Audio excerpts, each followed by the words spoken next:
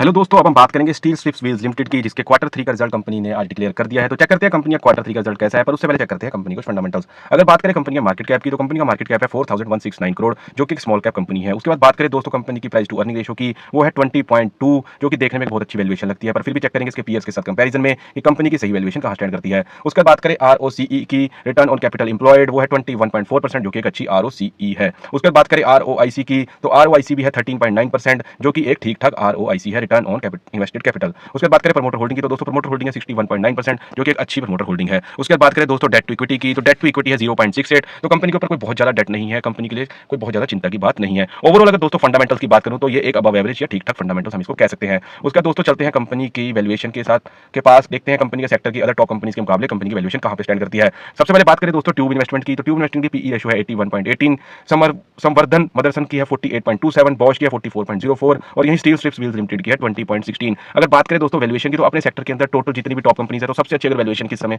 किसी की चल रही है, तो कंपनी इस ही कंपनी की चल रही है, स्टील स्ट्रिप्स व्हील्स लिमिटेड की। उसके बाद बात करें दोस्तों बुक वैल्यू की, तो दोस्तों बुक वैल्यू भी यहां पर पिछले साल के मुकाबले बढ़ गई है, जो कि 6098 से बढ़कर 77.96 हो गई है, तो ये भी कंपनी के लिए अच्छी बात है।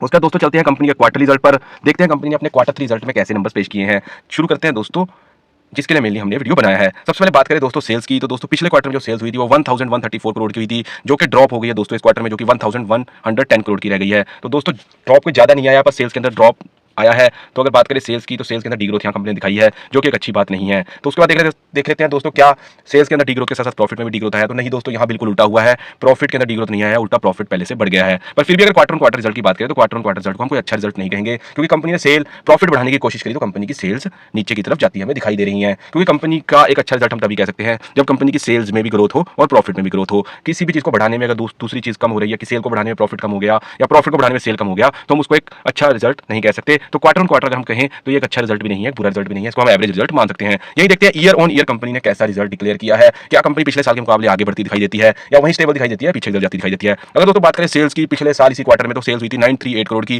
जो कि बढ़कर 1110 करोड़ की हो गई है। तो दोस्तों ईयर ऑन ईयर कंपनी ने सेल्स में ग्रोथ दिखाई है, मतलब पिछले साल से अब तक कंपनी लगातार बढ़ती आगे आई है। उसके बाद दोस्तों करते हैं नेट प्रॉफिट की, तो ईयर ऑन ईयर दोस्तों नेट प्रॉफिट में भी कंपनी ने ग्रोथ दिखाई है, जो कि लास्ट ईयर इसी क्वार्टर में 44 करोड़ का नेट प्रॉफिट हुआ था, जो कि बढ़कर 60 करोड़ का हो गया है।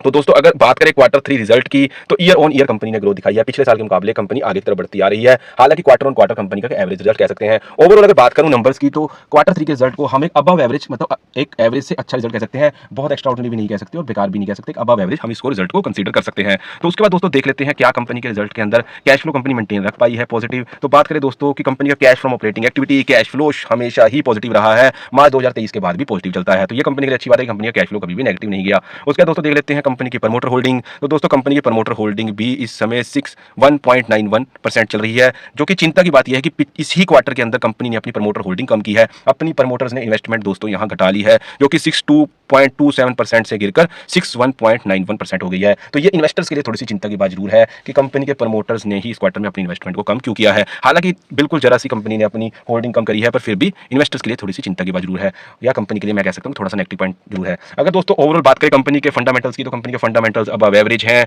उसके बाद बात करें कंपनी के वैल्यूएशन की, तो वैल्यूएशन कंपनी की दोस्तों बहुत ही शानदार है। उसके बाद बात करें क्वार्टर 3 रिजल्ट की, तो क्वार्टर 3 रिजल्ट जो कंपनी ने नंबर डिक्लेयर किया है, तो क्वार्टर ऑन क्वार्टर दोस्तों सेल्स के अंदर डिग्रोथ है, प्रॉफिट के अंदर नेट प्रॉफिट में ग्रोथ है, ईयर ऑन ईयर सेल्स और नेट प्रॉफिट दोनों में ग्रोथ है, तो एक अबव एवरेज हम उसको रिजल्ट कह सकते हैं। उसके बाद बात करें दोस्तों कैश फ्लो की, तो कैश फ्लो हमेशा ही कंपनी का पॉजिटिव रहा है, ये एक अच्छी बात है। रही बात प्रमोटर होल्डिंग की, तो प्रमोटर होल्डिंग है बहुत अच्छी 61.91, पर अगर बात करें कंपनी ने इसी क्वार्टर में इसी रिजल्ट के साथ साथ ये डिक्लेयर किया कि कंपनी अपनी प्रमोटर होल्डिंग कम करी है, तो यहां थोड़ी सी चिंता की बात है कि प्रमोटर्स ने अपनी इन्वेस्टमेंट कम करी है। तो ओवरऑल अगर रिजल्ट के एनालिसिस की बात करें, तो एक रिजल्ट ये अबव एवरेज हम इसको रिजल्ट कह सकते हैं। तो दोस्तों ये था मेरा analysis steel strips wheels limited का क्वार्टर 3 रिजल्ट का। बाकी आपको मेरी वीडियो कैसी लगी आप हमें कमेंट सेक्शन में बता सकते हैं। अगर वीडियो अच्छी लगी तो आप हमें लाइक कर सकते हैं, और आगे भी आप हर कंपनी का ऐसी सबसे पहले डिटेल एनालिसिस देखना चाहते हैं रिजल्ट्स का, तो आप हमारे चैनल को सब्सक्राइब कर सकते हैं। Thank you very much.